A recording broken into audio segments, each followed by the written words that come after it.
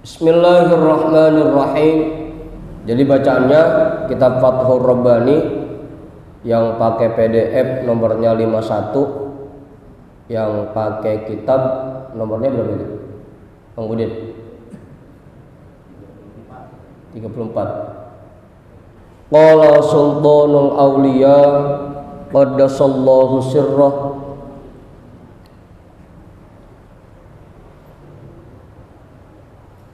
man fatahu babal haqqi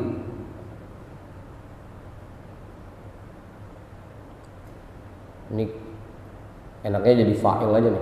Man fatahu babul haqqi azza wa jalla qa'ada ala abwabil khalqi,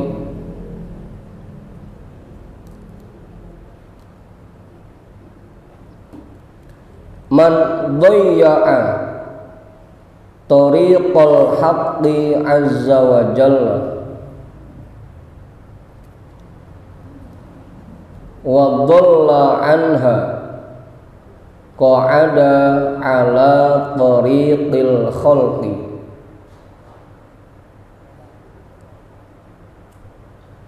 Kalau udah rokok aja bang, lagi nyobain rokok yang lain.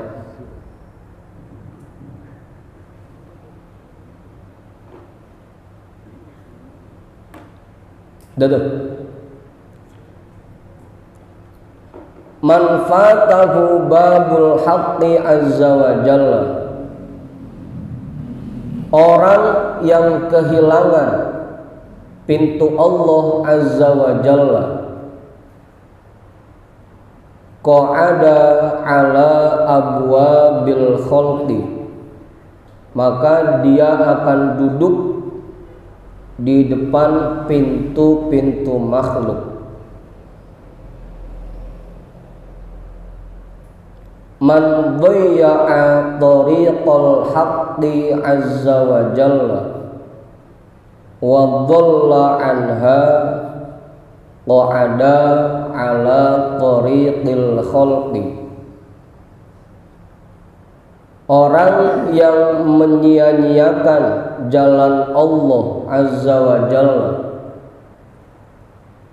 Man dhayya'a, orang yang menyia-nyiakan jalan Allah azza wa jalla,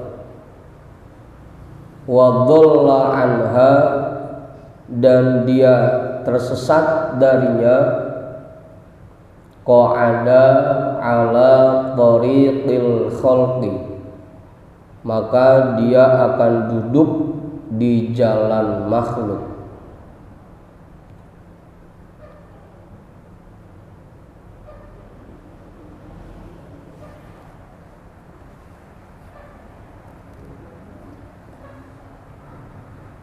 Udah tuh, jelas sudah. Ustaz Satiri paham itu. Selesai deh. Kita balik lagi ya ke bahasan sebelumnya. Dalam keseharian kita, dalam aktivitas kita, itu kemungkinannya selalu dua tuh.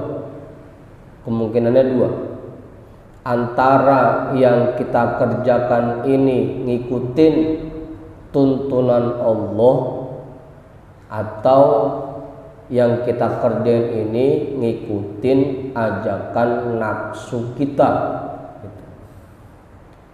Yang kita kerjain ini ada di jalan Allah, atau bisa jadi yang kita lakukan ini ada di jalan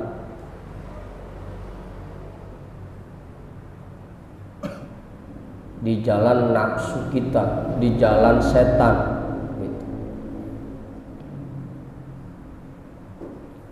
Jadi selalu kemungkinannya dua, yang kita kerjain ini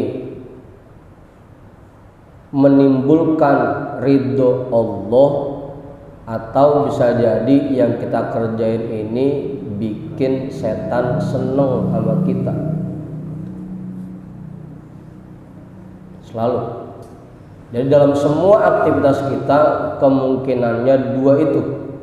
Kalau kita berada di depan pintunya Allah, berarti kita jauh dari pintu makhluk.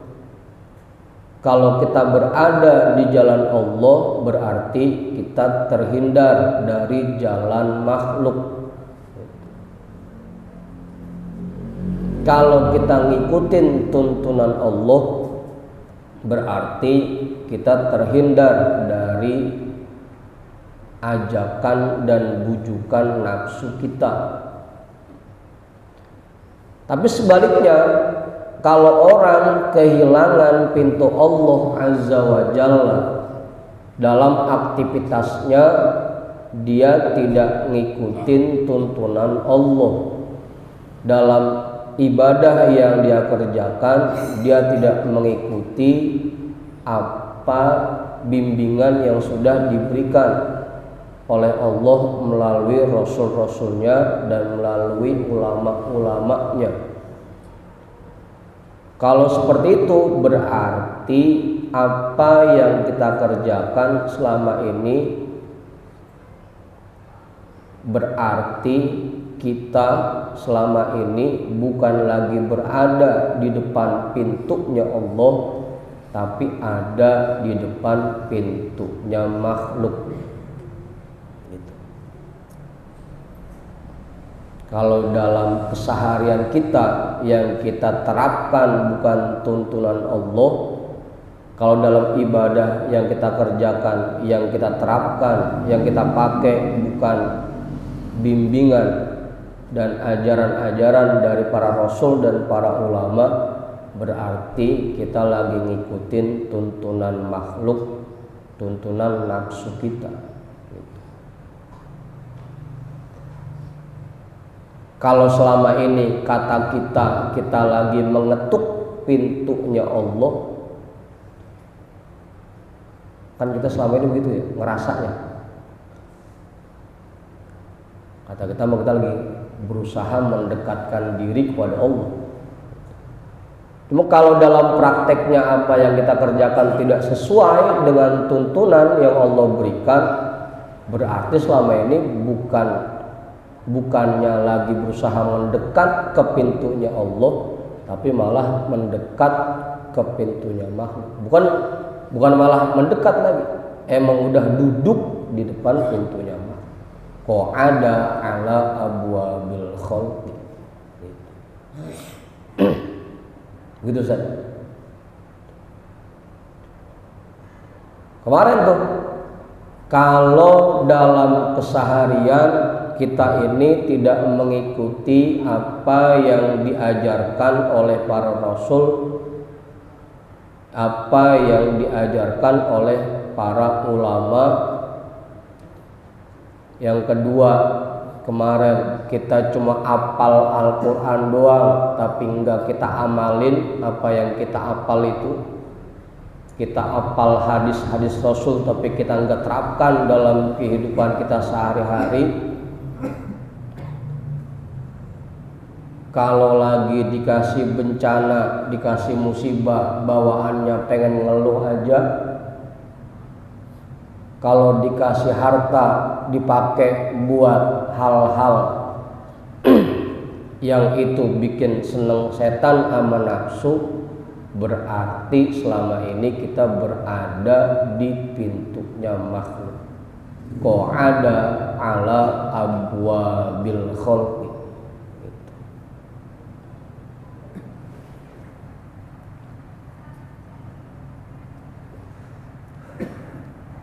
Udah jelas tuh mau deh.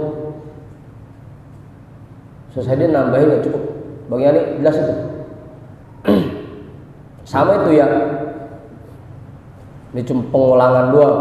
Meskipun kalimatnya berbeda, tapi maknanya sama. Orang yang kehilangan pintunya Allah berarti dia duduk di depan pintunya makhluk. Dan orang yang menyia-nyiakan jalan Allah, bahkan tersesat darinya, berarti dia berada di jalan makhluk ya. Kalau bukan nafsu kita sendiri, berarti kita berada di jalan setan. sangkaan kita mah kita ngapain aja berada di jalan Allah, padahal hakikatnya kita lagi berada di jalan makhluk. Karena yang kita kerjakan tidak sesuai dengan tuntunan yang Allah berikan. Apa Bang Derus? Tuntunan.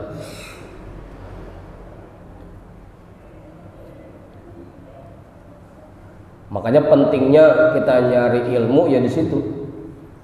Karena dengan kita nyari ilmu, kita dapat ilmu, kita dapat tuntunan untuk menjalani kehidupan kita. Tinggal nanti masalahnya nasihat yang diberikan di majelis, ilmu yang kita dapatkan dari majelis bisa atau enggak kita terapin dalam kehidupan kita sehari-hari. Kalau kita enggak terapin ya sama aja. Berarti tuntunan yang Allah berikan belum kita pakai dalam kehidupan kita. Gitu ya. Qa'ada ala tariqil khalq. Nah, tadi saya kirimin tuh tuntunan singkat untuk wudu dan sholat. Baru dua itu. Baru tuntunan wudu sama sholat. Apa Ustaz? Jangan membleh aja Ustaz. Minum kopinya, minum. Biar apa yang kita kerjakan pelan-pelan kita perbaiki agar sesuai dengan tuntunan gitu. Jangan sampai sangkaan kita sama apa yang kita kerjain ini udah sesuai dengan tuntunan, padahal kenyataannya belum.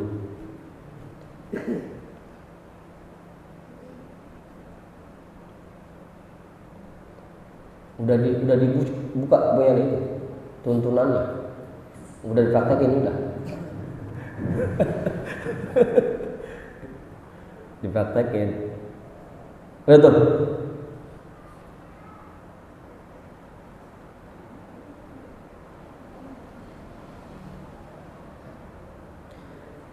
Terus ini nih.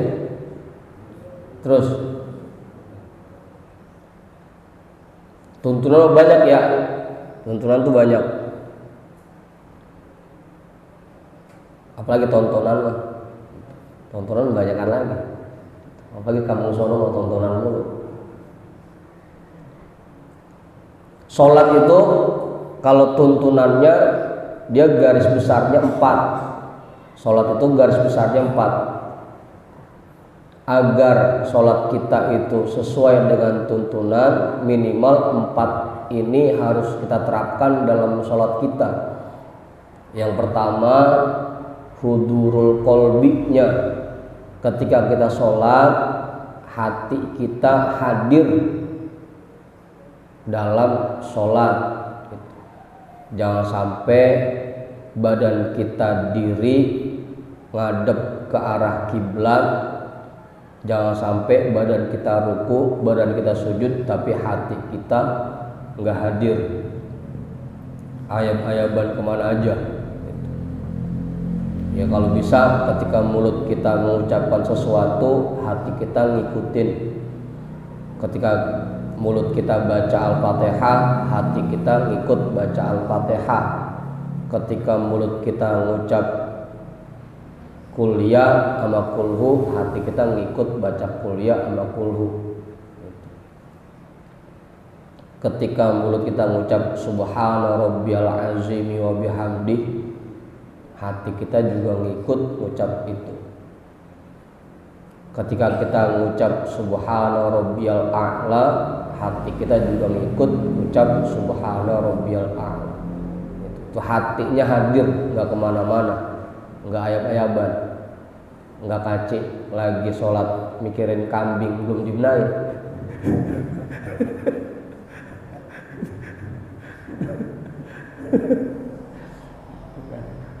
Sampai tasawuf 3 kali.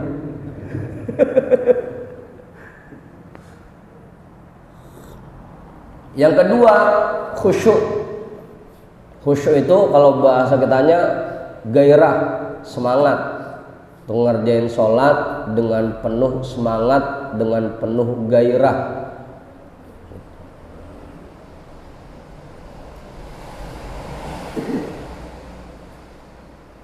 Gimana Bang Fikri kalau sholatnya gairah? Hah? Kayak ngaji nih, ngaji kalau gairah insya Allah enak gitu. Duduk kagak pegel, mata nggak ngantuk, mulut kagak angob mulu gitu. Sholat juga begitu, kalau sholatnya gairah, semangat, maka kagak angob gitu. Kagak garuk mulu, isik-isik garuk gitu. Masuk Ron? Hah? Lagi bercanda aja, ngulet.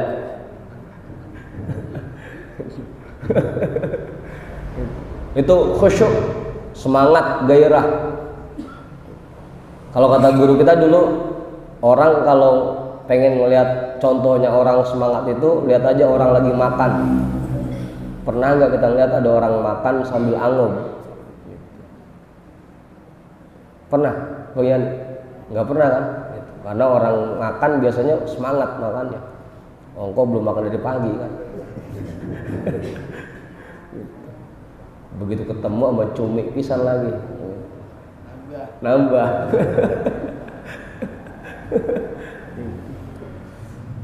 Itu khusyuk, semangat.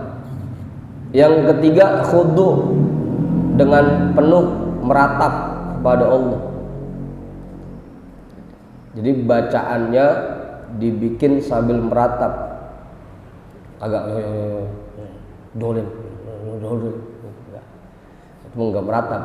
Ini dibikin pelan-pelan dan dibikin meratap.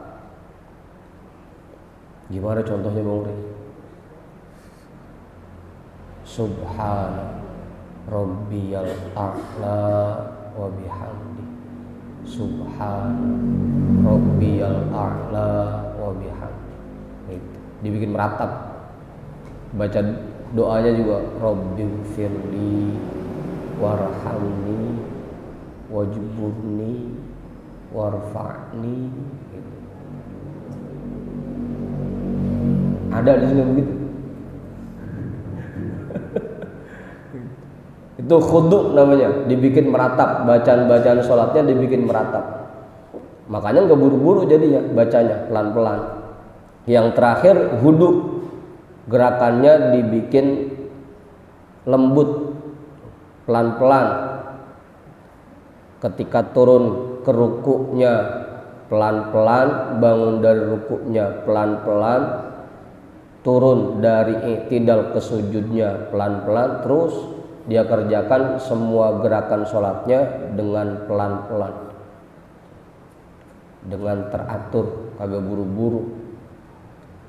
Kalau pengen ngukur, kalau pengen tahu ukuran pelannya itu, ketika kita turun dari i'tidal ke sujud, kalau masih ada suara dengkul beraduk sama lantai atau sama karpet, itu berarti belum pelan turunnya, masih cepat itu turunnya. Kalau udah pelan berarti udah nggak ada suaranya, itu hudu namanya, pelan-pelan. Apa maksudnya? Iya, kalau beradu makrab kan rame suaranya, begitu, terus sujudnya rame banget suaranya. Itu tuntunannya tuh, sholat.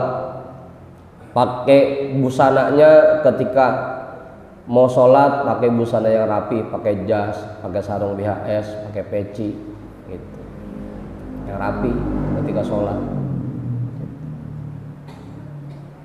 Pakai minyak wangi, sebelumnya gosok gigi dulu, gosok gigi.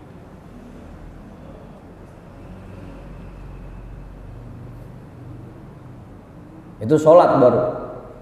Puasa nanti lain lagi tuntunannya. Dia jaga matanya, dia jaga kupingnya, dia jaga tangannya, dia jaga kakinya, dia jaga mulutnya. Semua anggota badannya ketika dia puasa dia jaga dari perbuatan maksiat. Itu tuntunannya puasa. Makanya yang cakep itu kalau lagi puasa udah nggak kemana-mana, diem aja di kamar gitu. Kalau lagi puasa, kecuali puasa Ramadan dah. Apa ya? Kon malah nyari gorengan sore-sore jam 4 udah berangkat. Itu puasa tentunya begitu. Dia jaga semua anggota badannya dari perbuatan maksiat yang bisa menghilangkan nilai pahala puasa. Kalau mau sodako, dia pakai harta yang dia miliki yang terbaik. Lan tanalul birra hatta tunfiqu mimma tuhibbun. Yang paling kita resep itu yang kita kasih. Yang terbaik itu malah yang kita kasih. Di kantong kita ada dua, ada yang bule sama yang merah. Itu kalau sodakoh berarti yang kita keluarin yang merah. Kalau kagak maksudnya ya bule dua-duanya. Ada yang merah sama yang biru, mana yang dikeluarin? Keluarin yang merah. Gitu. Itu tuntunannya begitu. Kalau buat sedekah.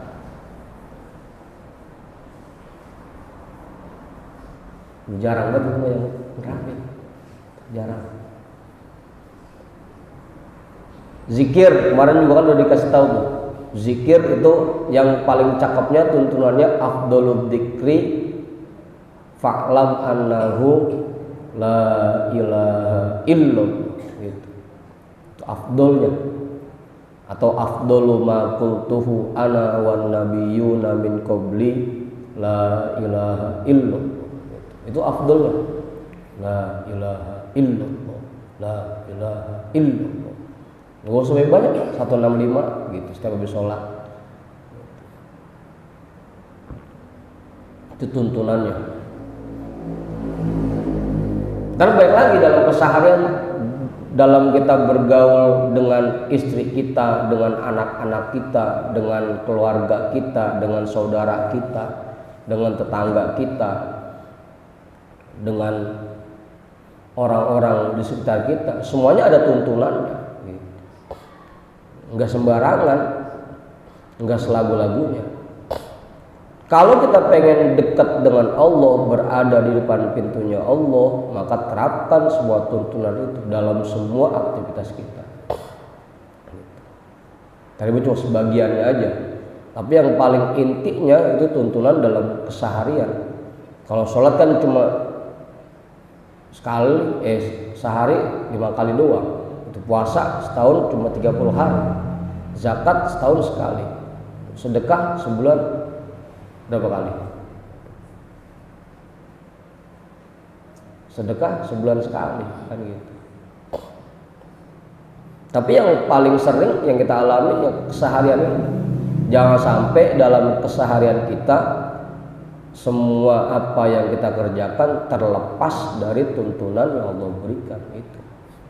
Makanya pentingnya kita nyari ilmu di situ agar kita tahu tuntunan dalam menjalani kehidupan ini.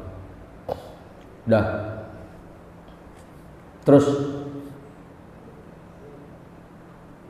man aradallahu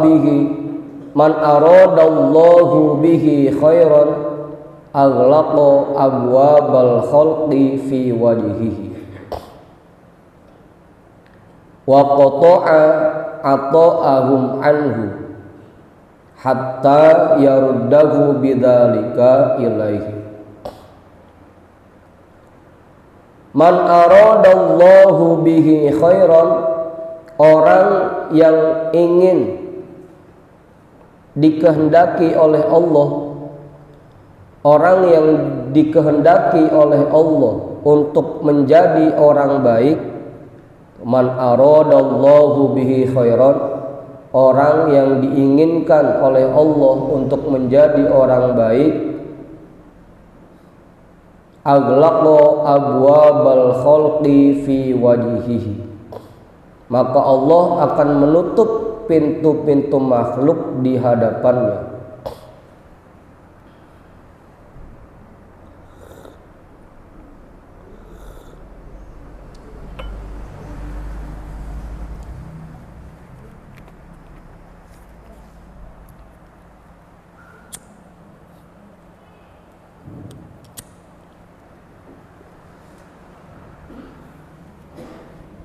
Allah akan menutup pintu-pintu makhluk di hadapannya. Wa qata'a ata'ahum anhu, dan Allah akan memutuskan pemberian mereka darinya.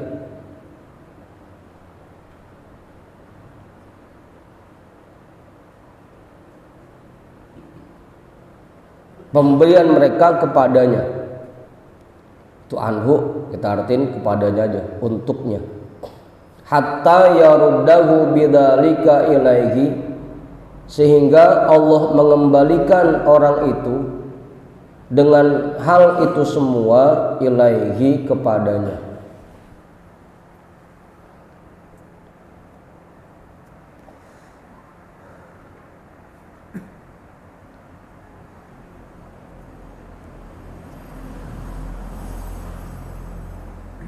Udah.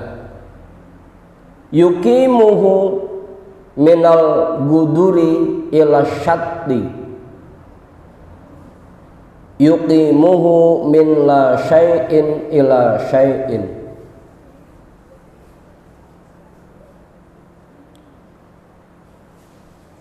Allah akan membangunkannya, Allah akan menggesernya dari genangan air, dari kubangan ila syatti, ke tepi pantai.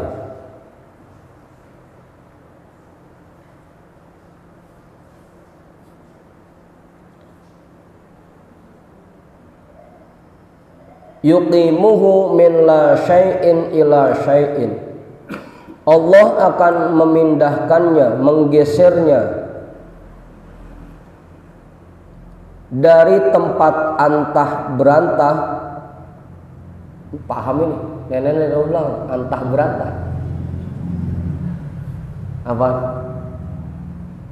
Bahasa kitanya apa gitu? Min la syai'in ila syai'in, dari sesuatu yang tidak bernilai, ila syai'in, ke sesuatu yang bernilai.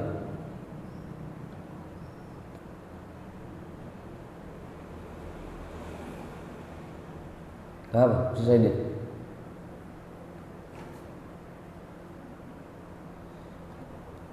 Ini kalau guduri itu bahasa kitanya genangan air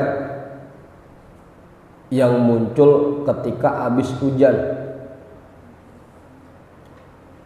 Genangan air apa becekan kemudian.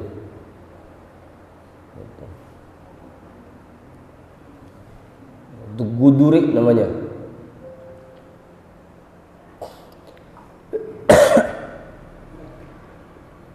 Kalau kita ini orang yang diinginkan oleh Allah menjadi orang baik, memang pasti awalnya aghlaqo abwabal khalqi, Allah tutup pintu-pintu makhluk di hadapan kita. Allah tutup tuh pintu-pintu makhluk di hadapan kita. Wa qata'a ata'ahum anhu, dan Allah putuskan pemberian-pemberian mereka kepadanya, untuknya.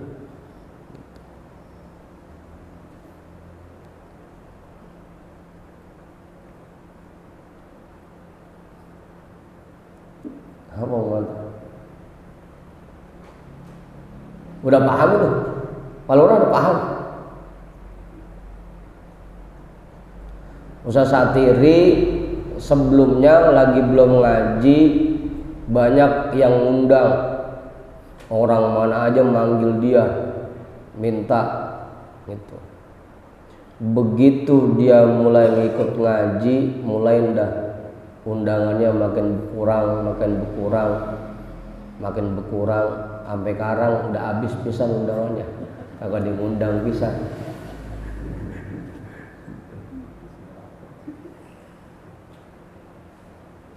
Kalau kata Mang Kampleng, perasaan lagi belum ngaji kemarin nyari duit gampang amat. Nyari duit gampang romanya sebelum ngaji, pas gila ngaji romanya nyari duit rada susah ini ya. Kayak ngaku lagi.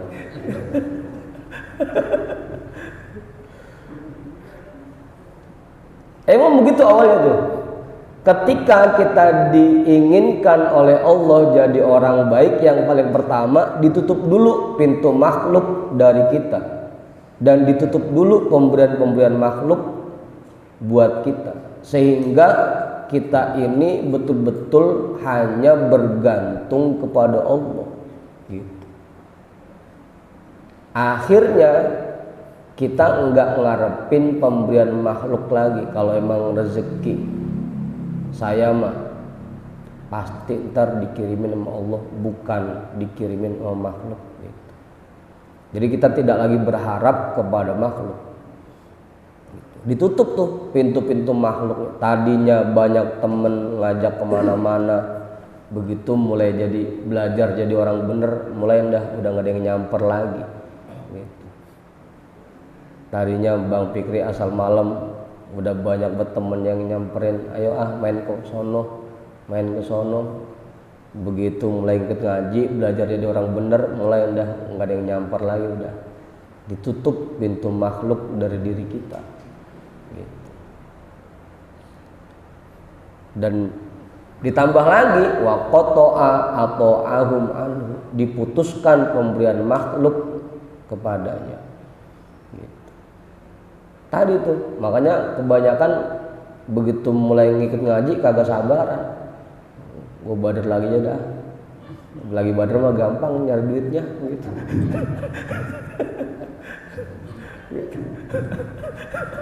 Apa mau deh?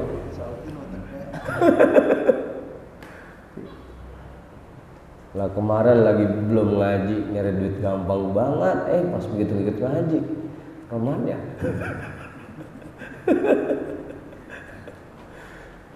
Itu tandanya kita lagi diinginkan oleh Allah jadi orang baik gitu. Cuma diuji dulu. Kalau bahasa kolam, kalau kita ini pengen punya kolam yang airnya bersih, pasti air yang lama kita buang dulu, kita koclakin dulu, kita kuras dulu. Kalau emang ada lumutnya, kita sikatin dulu. Kalau memang banyak ladonnya di bawah, kita angkatin dulu ladonnya gitu. Kalau kolam, atau kayak bahasa sebelumnya baju, kalau emang kita pengen masukin baju itu ke lemari, kalau yang rada kotor pasti kita cuci dulu, pasti kita gebek dulu, kita setrika dulu, udah rapi baru kita masukin lemari. Kita juga begitu kita belajar jadi orang bener gitu, pengen jadi orang baik, itu pertama diuji dulu, ditutup dulu pintu makhluk dari diri kita gitu. Diputusin dulu pemberian makhluk dari diri kita, sehingga akhirnya kita betul-betul hanya bergantung kepada Allah gitu. Ya cuma makanya sabar-sabar aja dah dulu dah. Apa Ustaz? Kelamaan sabar.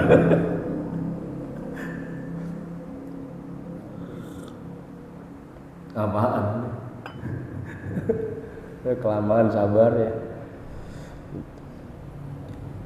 Sampai kita betul-betul dikembalikan kepada Allah, hatta yaruddahu bidzalika ilaihi. Sampai kita betul-betul kembali kepada Allah, betul-betul hanya bergantung kepada Allah, dan betul-betul hanya berharap kepada Allah.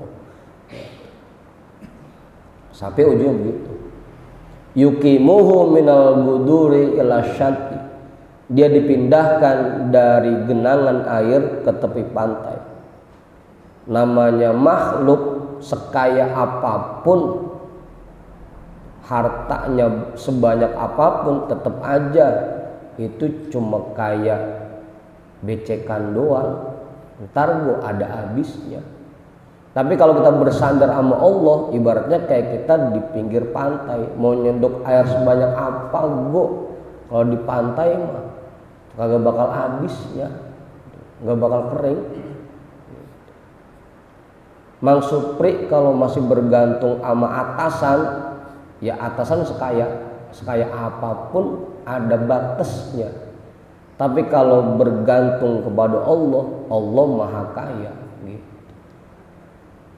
Makanya sengaja tuh diputuskan dulu pemberian makhluk kepada kita, sehingga kita hanya bergantung dan hanya berharap pada Allah. Yang tadinya kita ngandelin kobakan, lama-kelamaan Allah pindahin kita ke tepi pantai gitu, yang nggak bakal ada habisnya. Cuma kapan pindahnya itu Allah alam maksudnya. Kapan Ustaz pindahnya Ustaz? Tetap aja ya. Iya sih, dirinya di pinggir laut. Coba bawa gayungnya gayung pucung, sama sama aja. Dominal guduri ila syati, dipindahin dari kobakan ke tepi pantai. Makhluk tadi sehebat apapun kita bergantung sama makhluk, tetap aja ada batasnya. Tapi kalau bergantungnya kepada Allah, Allah maha kaya dan Allah maha kuasa. Orang sekaya apapun tetap ada rasa pelitnya. Sekali kita minta ya dikasih, 2 kali minta dikasih, tapi udah ketiga mulai dah minta mulu gitu. Tapi kalau Allah malah seneng kalau diminta gitu. Malah seneng minta yang banyak gitu. Oh, jangan betah di kobakan, pindah ke tepi pantai yang gak bakal ada habisnya. Tadi tuh makanya mintanya ya Allah, ya Wahhab, ya Allah, ya Razzaq gitu mintanya.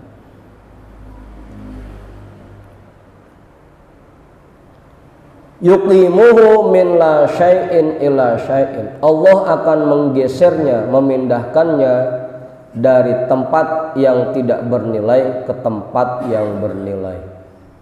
Tadi. Ya.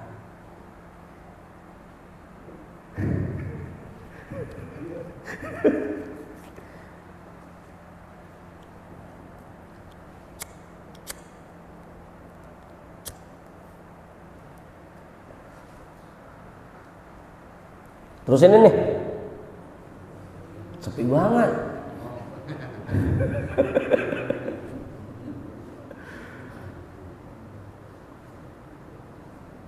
Dikit lagi dah. Wayhak, celaka dirimu. Tafrahu biqu'udika indal guduri fisyita'i. Kamu merasa girang, kamu merasa gembira biqu'udika indal guduri fisyita'i, dengan duduknya dirimu di kobakan pada musim hujan. Kayak bocah main hujan-hujanan di Kamu merasa gembira dengan duduknya dirimu di kobakan pada musim hujan. Kita punya kerjaan segini aja, gaji UMR mana udah tenang banget, udah ngandelin gaji kita. Baru punya warung kecil-kecilan udah belagu banget, udah ngandelin warungnya. Baru punya usaha dikit bergeser tauhidnya, ngandelin usahanya. Yang punya jabatan tinggi dikit bergeser tauhidnya, ngandelin jabatannya. Itu sama kayak orang duduk di kobakan di musim hujan.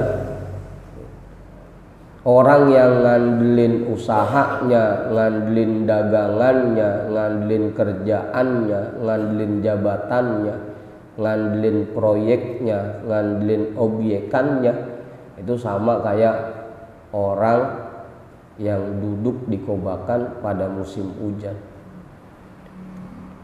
Jangan girang dulu, karena lagi-lagi usaha kita sebesar apapun pasti ada sepinya, ada jatuhnya.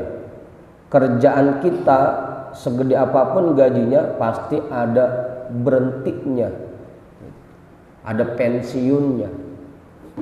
Jabatan kita setinggi apapun pasti ada masanya. Kalau kita bergantung sama itu, ntar begitu usahanya tutup, dagangannya tutup, kerjaannya berhenti, jabatannya dicopot, mau bilang apa? Makanya jangan bergantung sama itu semua. Bergantung sama itu sama aja kita kayak ngandelin air kobakan pas lagi musim hujan. Iya, lagi hujan mah rada banyak airnya, iya, lagi hujan. Gitu. Maksudnya di depan sini gua kalau hujan mah air pada penuh. Di depan itu jalanan tuh. Lagi hujan. Iya, ngandelin makhluk, ngandelin atasan kita, ngandelin bos kita, ngandelin usaha kita. Iya, kalau lagi rame. Namanya lagi hujan, gitu. Jangan girang dulu. An qaribin yaji ussaifu. Tidak lama lagi akan datang kepada musim panas. Begitu musim panas mulai udah baru berasa. Apa gitu? Yang dagang mulai dagangnya sepi, yang usaha mulai usahanya rada macet gitu. Yang kerja mulai udah banyak pengurangan gitu. Yaji usaifu, datang musim panas, datang musim kemarau. Iya, kobakan mah lagi hujan mah pasti banyak airnya. Begitu musim panas, lah pada meletak, kering.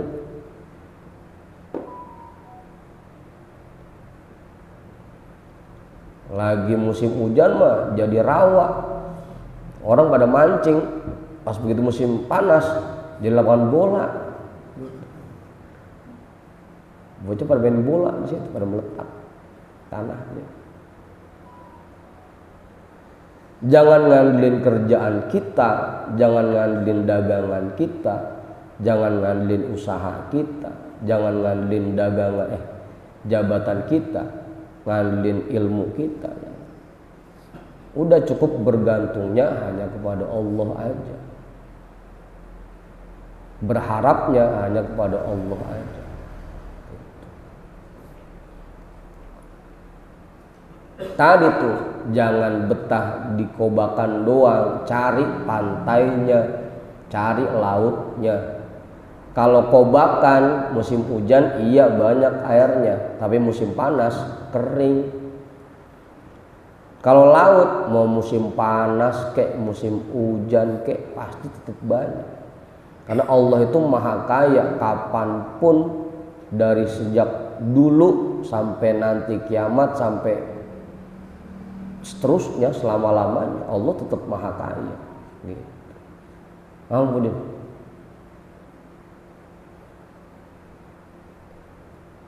Iya kan ngomongnya mah enak. Prakteknya ini kadang susah. Yaji ussaifu, tidak lama lagi akan datang musim kemarau.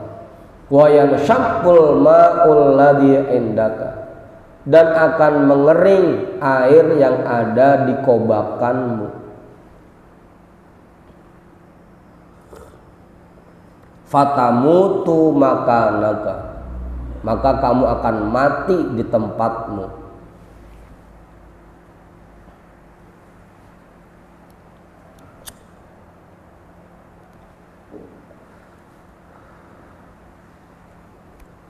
Apa murid? Jelas itu udah. Loh, jangan berhenti kerjanya. Kerjanya tetap, dagangnya tetap, usahanya tetap. Cuma jangan punya keyakinan bahwa kita bisa dapat duit dari sini, begitu. Itu yang dibuang keyakinannya. Tugas saya kerja, tugas saya dagang, tugas saya usaha. Tapi masalah rezeki itu semua terserah Allah. Itu semua tergantung Allah.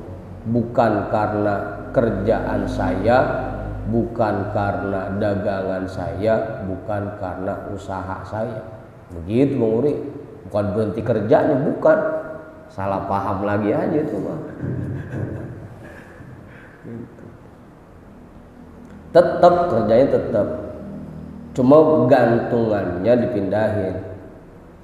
Tugas saya sebagai makhluk Allah, karena Allah perintahkan saya untuk beraktivitas, makanya saya kerja, saya dagang. Masalah nanti hasilnya banyak atau banyakkan lagi, itu mah terserah Allah aja, begitu. Begitu Bang Uri. Ya, bukannya kagak kerja, bukan. Keblinger itu mah.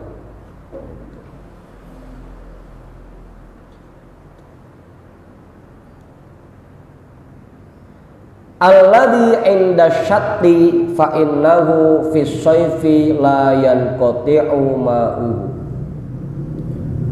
Sedangkan yang ada di tepi pantai, sedangkan yang ada di pantai, alladzi inda syatti fa innahu fis sayfi la yanqati'u ma'uhu. Sesungguhnya di tempat itu di musim panas sekalipun tidak akan surut airnya. Wa fisyita'i yazidu wa yakturu. Apalagi di musim hujan makin bertambah dan makin banyak airnya.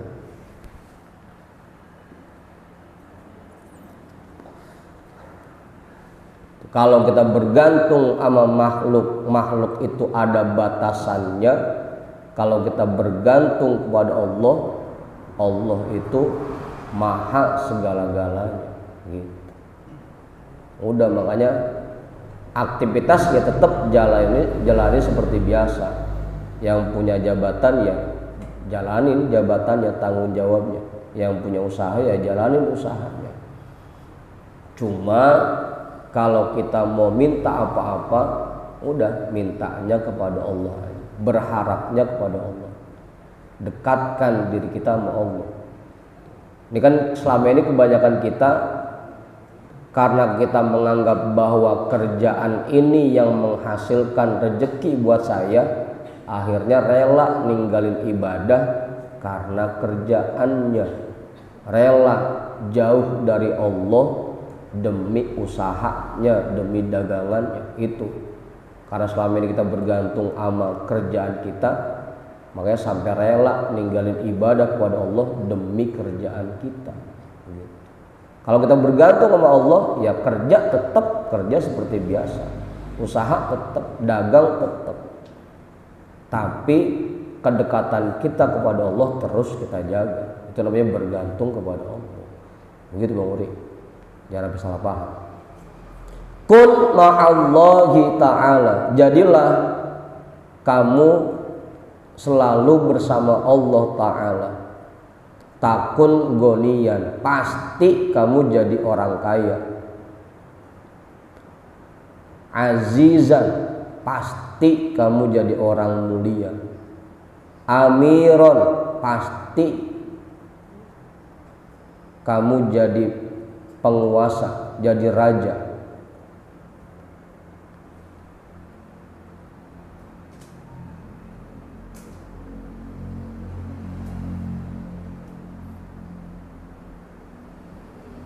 Mu'miron. Pasti kamu akan jadi orang yang memberikan kekuasaan. Dalilan. Pasti kamu jadi penunjuk arah.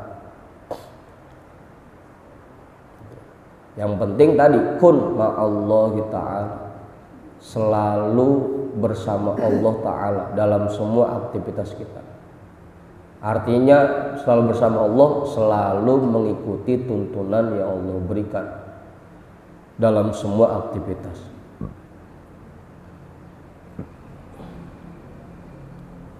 Dah.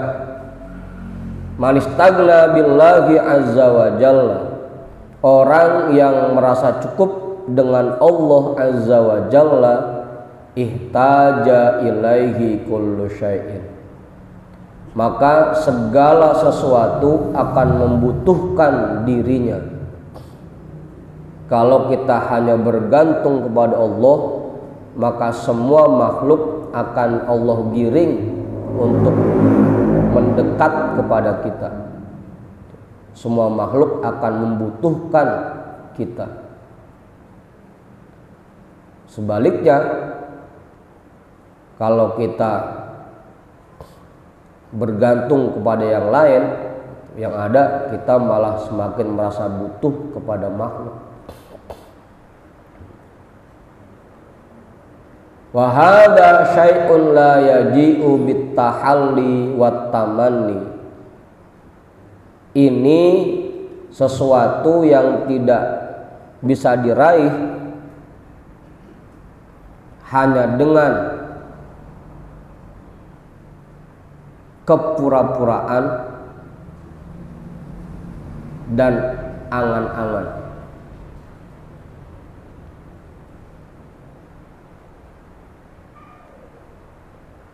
Ya bisa jadi juga tahal itu diartiin ucapan-ucapan yang manis. Ini bukanlah sesuatu yang bisa diraih dengan kata-kata manis dan dengan angan-angan. Ya harus dipraktekin. Walakin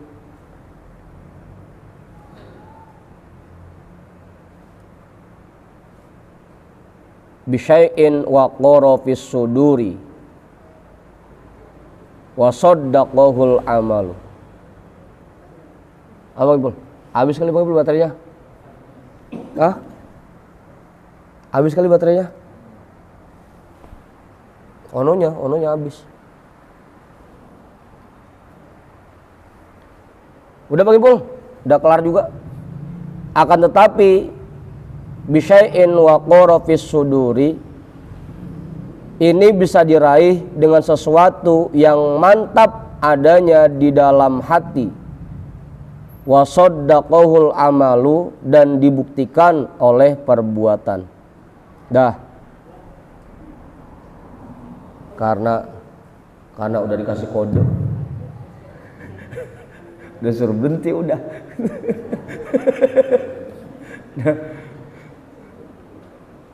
Kita hadiahkan pahala talim kita pada malam hari ini untuk semua orang tua kita dan para guru-guru kita. Ala hadhihi niyyah al-Fatihah. A'udzu billahi minasyaitonir rajim. Bismillahirrahmanirrahim. Alhamdulillahi rabbil alamin, arrahmanir rahim, maliki yaumiddin.